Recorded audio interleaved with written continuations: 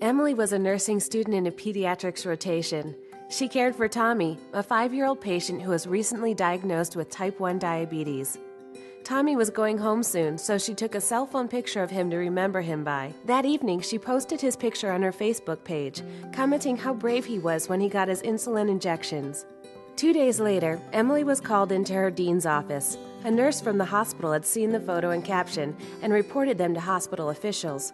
Emily was informed that her actions were a breach of her patient's confidentiality and a violation of federal privacy laws. Even though Emily had an excellent record as a student nurse and had only the best intentions in her post, she was expelled from her nursing program, and the program was barred from using the pediatrics unit for their students. Social media used inappropriately can result in disclosing too much patient information and violating the rights to privacy and confidentiality of information. It is outside the workplace, however, where policies are often less clear and the potential for inappropriate use of social media is greatly increased. Effective nurse-patient relationships are built on trust.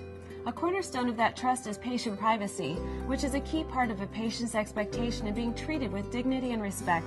The majority of inappropriate disclosures or postings are unintentional. Usually, they're the result of the mistaken belief that the communication or posting is private and accessible only by the intended recipient, that content deleted from the site is no longer accessible, or that it is acceptable to discuss or refer to a patient in a posting if they're not identified by name. By being cautious and alert to potential or improper uses of social media, you can avoid inadvertently disclosing confidential information concerning your patients. Remember, you have an ethical and legal obligation to maintain patient privacy at all times. This means that you should never take photos or videos of patients using your cell phones or other personal devices. Be sure to follow employer policies for taking photos or videos of patients for treatments or other permissible purposes by using employer-provided devices. Even experienced nurses should be vigilant about avoiding serious violations of patient confidentiality. Jason has been a nurse for 12 years and is working in hospice care.